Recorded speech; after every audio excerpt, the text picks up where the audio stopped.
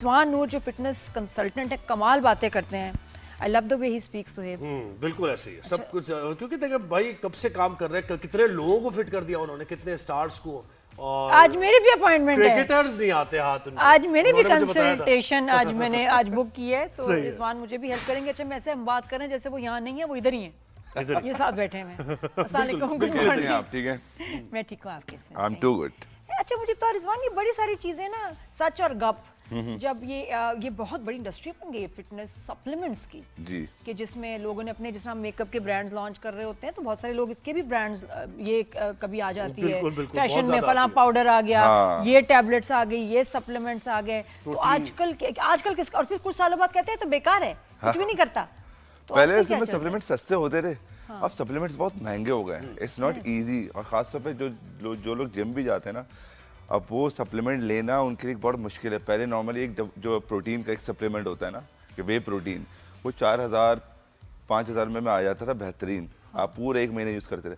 अब वो डब्बा कम से कम 30 से 35,000 रुपए का है। नहीं, लेकिन वो तो रिजवान प्रोफेशनल्स के लिए है ना। नहीं, जो हम प्रोफेशनल्स सब के लिए अपनी normally अगर हम fitness के लिए अगर काम कर रहे हैं, तो ये जैसे अब क्रिएटिन की बात कर रहे हैं, ठीक है, तो उस खास फोकस हमारा उस पे। अब मुझे Anabolic बताया कि अगर ये कंपाउंड एक ऐसा है जो कि खुद बॉडी के अंदर बन रहा है, ठीक है, और आप एक नॉर्मल इंसान है, एक हेल्दी इंसान है, तो आपको क्या जरूरत है उसका सप्लीमेंट लेने की, अगर आप कोई प्रोफेशनल बॉडी बिल्डिंग नहीं कर रहे तो? देखिए, होता ये है कि ये हर चीज़ का ना लोगों ने अपने ऊपर एक कॉन्सेप्ट बनाया हुआ है कि जब तक ये क्रिएटिन या प्रोटीन हम जब नहीं लेंगे हम फिट नहीं होंगे।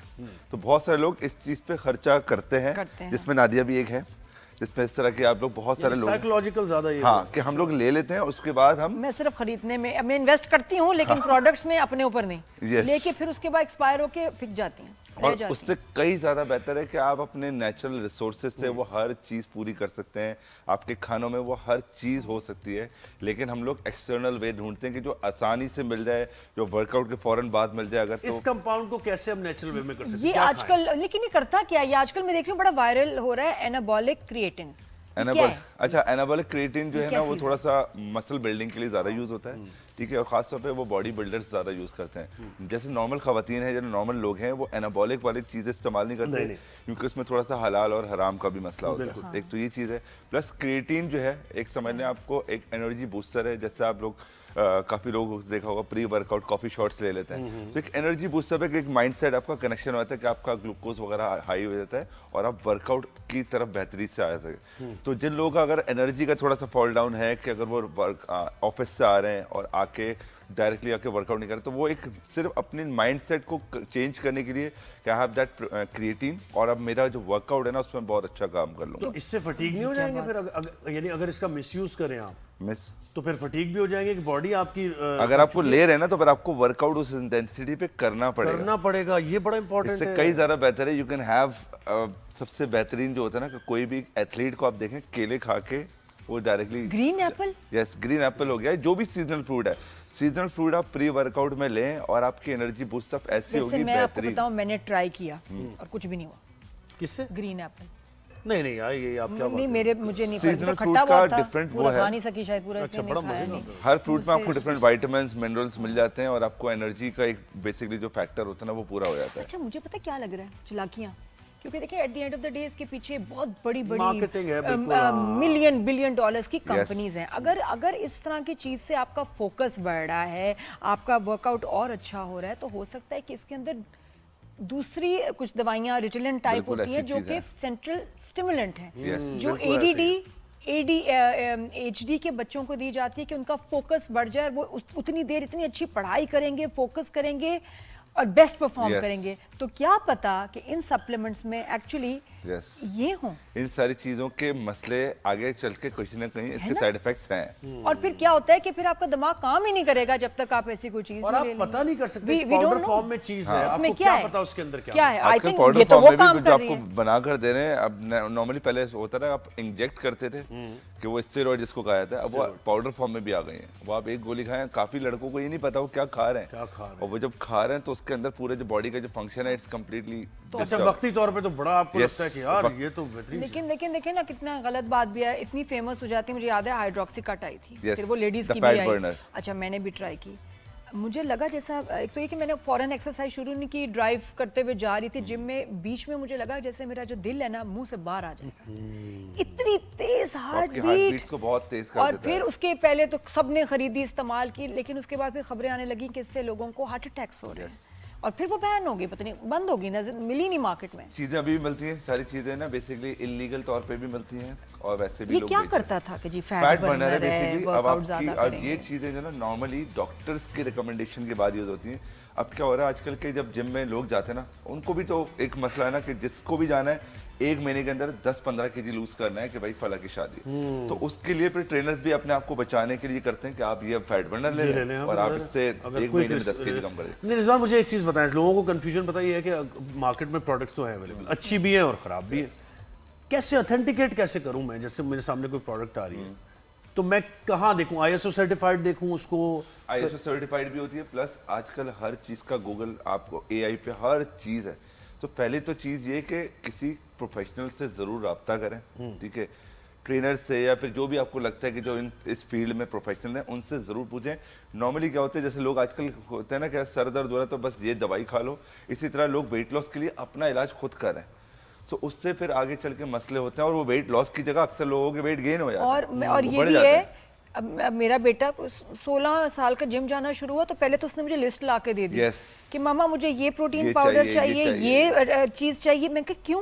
मैं कहा बेटा पहले 3 महीने जिम जाके Exactly, दिखाओ मुझे yes. रेगुलर, फिर मैं इस पे इन्वेस्ट करूंगी। मतलब क्यों? 3 महीने के अंदर जो है ना वो अपने आप को पूरा उस लेवल पे तो लेकर आए, फिर उसके बाद Exactly. You can have protein. And then protein बुरी बात ये नहीं लेकिन है, चले ले मैंने सकते तो हैं। ऐसे कर दिया, बहुत सारे माएँ तो ले देंगी ना फौरन, Yes, बिल्कुल और है। बच्चे फौरन ये चीजें इस्तेमाल शुरू कर देते हैं कि बस उसके बगैर हमारा तो वर्कआउट ये नहीं होगा। क्रिएटिन जो है अगर सही Fashionable लिया हो गया। जाए क्वांटिटी में तो यानी ठीक है, हाँ, आपको हाँ, बूस्ट करता है, आपके इसमें- मसल को बूस्ट इसमें करता है। कोई ऐसी चीज नहीं है। होगा ये क्या? क्रिएटिन हो सकता है, प्रोटीन हो सकता है, तो इस तरह की बहुत सारी जो चीजें ये तो ठीक है, लेकिन फिर एक चीज आती है steroids. This is something else जो कि बॉडी बिल्डिंग प्रोफेशनल्स यूज करते हैं।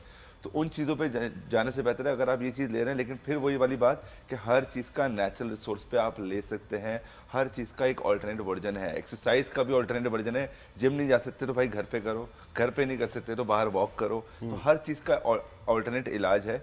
तो ज़रूरी नहीं कि सप्लीमेंट सेशन पे जाएं, प्लस सप्लीमेंटेशन इस वक्त बहुत महंगी है। आप वाइटामिन जो है ना, पहले वो भी सस्ती होती थी, अब आप वाइटामिन लेने जाएं तो आपको वाइटामिन भी 2-3 हज़ार रुपए की मिलती है, तो फिर बंदा बोलता है नहीं बिल्कुल, यार वाइटामिन अपने कैसे और पूरी इम्पोर्टेड तो उससे भी ज्यादा। करूं? Yes. आजकल तो हर्ब्स का बड़ा मैं देख रहा हूँ एडवर्टाइजमेंट, स्क्रॉल डाउन करते जाओ आप, मुख्तलिफ हर्ब्स अच्छा, एक और फिर एक जो माइंडसेट है कि जी प्रोटीन शेक ज़रूर लेने हैं मसल बनाने के लिए, और ये कि अगर आप स्पेशली आप 40s के बाद भी आप ज़रूर लें कि जी आपको प्रोटीन पाउडर चाहिए पोस्ट वर्कआउट, ये बात सही है?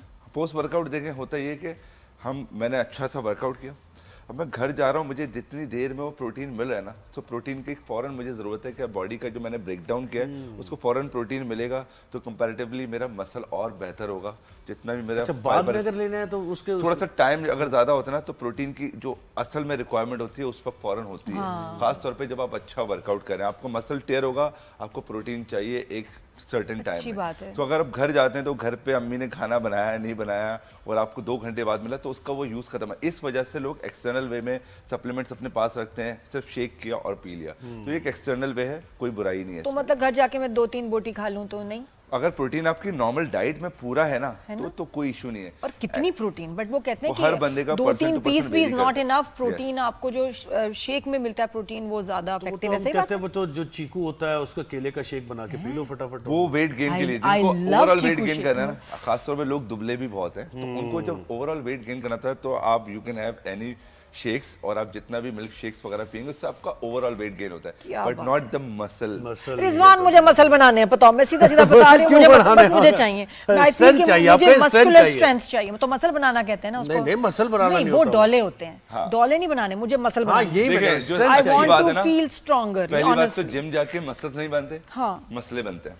सही कह रहे हो? सही है, तुम्हें और कैसे पता? खवातीन को ज्यादा मसले बनते हैं। हाँ, तो मुझे बताओ जी, मैंने कि मसल वो बनाने एक डंबल उठा लेती हैं तो लगता है उनको यार मसल्स बन जाएगा, ओह नहीं नहीं नहीं, मुझे अम्मी ने मना किया। मैं तो ग्लव्स भी लेके आई हूँ, लेकिन मैं वेट्स नहीं उठा रही। ग्लव्स ले आई पहले, ग्लव्स ले आई ना, हाँ। हर चीज वेट्स भी ले आई। और भाई आज क्या हम- करना है? हाँ, ये आज बात हमारे है पास ना। कुछ लाइट भी है, तो थोड़ी बहुत अगर एक्सरसाइज बता दें कि जो लोग जिम नहीं जा सकते तो हल्की फुल्की घर पे क्या मैं एक्सरसाइज आपकी वीडियो भी बना लेती हूँ, हाँ। आप लोग भी वीडियो क्या बना है? लें बेशक। तो हम जो है ना ये आज हमारे पास जो मैट है ना, इस मैट के ऊपर भी देखें सारी हाँ, एक्सरसाइज इसकी भी फोटो लेनी है मैंने। ठीक है। ये कितनी स्मार्ट बात है, मैट के ऊपर ये वर्कआउट वैसे है। है कितने का ये मैट? ये कुछ नहीं, ज्यादा से ज्यादा 3000 या 4000 रुपए का होगा। 3000-4000 का है? हाँ, सही है यार ये तो। मैट है, इतना इशू नहीं है। हाँ जी, बताएं भाई आज मुझे कल मेरे लिए वर्कआउट बताएं। मसल एब्स वर्कआउट है। अगर इसके बाद अगर आपको एब्स नहीं है तो हम आपके लिए कोशिश करते हैं कि कुछ ऐसे वर्कआउट जो कि आज हम लोगों को लोग देख रहे हैं, सर्दियां आ चुकी हैं, वर्कआउट आपको करने की जरूरत है। और खास तौर पे कहते हैं कि summer bodies are made in winters. अभी से स्टार्ट करें ताकि वो जो समर सीजन पे आप जाए ना एक बीच बॉडी लेके, उसमें आप थोड़े बहुत तैयार हो सकें। सो लेट्स सपोज जो घर की एक्सरसाइजेस हैं उसमें आपको सबसे पहली चीज ये स्क्वाट, जैसे आप पूरा दिन बैठे रहते हैं तो आपको सिर्फ और सिर्फ इस फॉर्म में रोजाना उठक बैठक करनी है, तकरीबन 15 से 20 बार और तकरीबन 3 सेट्स होने चाहिए। सो एक तो ये एक्सरसाइज हो गई जो कि आपकी पूरी लोअर बॉडी को ट्रेन करेगी, चाहे खवातीन हो चाहे मर्द हो, सबके लिए। इसके बाद कितनी दफा?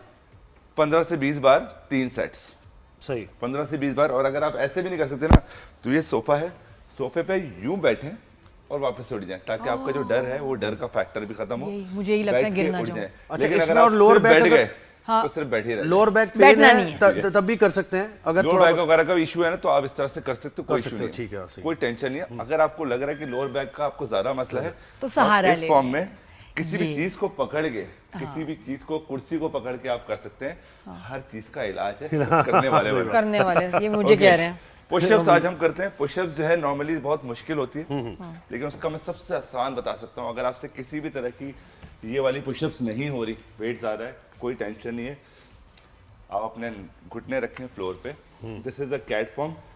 यहाँ पे आ जाएं और यहाँ से आने के बाद सिर्फ इस फॉर्म में उठें और this is a cat form. ये इजीएस्ट पुशअप है इन द वर्ल्ड कि अगर आपको किसी भी तरह से पुशअप्स नहीं हो रही तो ये एक इलाज है। तो this is the step 1 cat form. दूसरी है ऑल्टरनेट, ये नी पुशअप। और फिर तीसरी है डायरेक्टली टो पुशअप। ये मुश्किल वाली। तो इस तरह से ये वेरिएट कर सकते हैं। प्लस इसमें अगर आपको थोड़ी बहुत एब्स की एक्सरसाइज करनी है तो एब्स की एक्सरसाइज भी आप घर पे कर सकते हैं, जरूरी नहीं कि इसके लिए बहुत कोई फैंसी जिम जाना पड़े।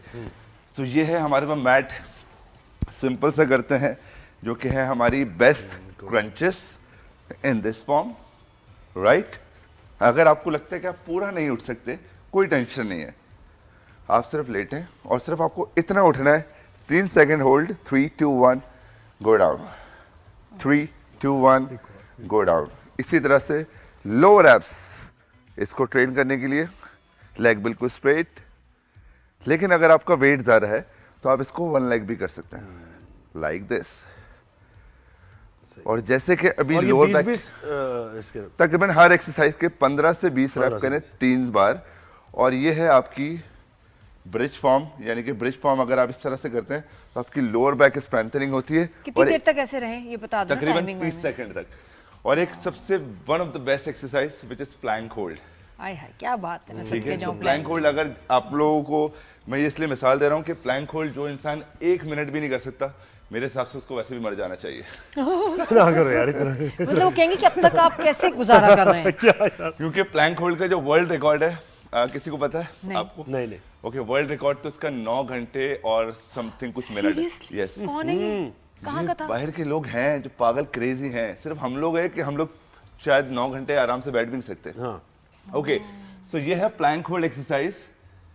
इस फॉर्म में आपको मिनिमम 1 मिनट तो करना है। 1 मिनट अगर आपसे नहीं होता तो अपनी नीज को फ्लोर पे रख के इस फॉर्म में कर सकते हैं। ये one of the best exercise आपकी पूरी इसमें ओवरऑल जान निकल जाती है वैसे। हाँ जब फुल ठीक है। बिल्कुल, और इसको So, टाइम इस बढ़ाएं फॉर्म में आहिस्ता आपको होल्ड आहिस्ता। करना है और 1 मिनट करेंगे, फिर आहिस्ता आहिस्ता करके 2 मिनट होगा, फिर उसके बाद 3 मिनट होगा। और एक खवातीन ने भी एक ऐसा रिकॉर्ड बनाया हुआ है जो कि 4 घंटे 37 मिनट है। ये भी एक वर्ल्ड रिकॉर्ड है। तो ये बहुत सारी चीज़ें एक्सरसाइज आई गेस करेंगे, ओवरऑल भी फिटनेस होगी। और आई गेस आपकी जिंदगी में अगर चलना फिरना उठना बेहतर हो जाए तो इससे अच्छी बात कुछ नहीं हो सकती। अच्छा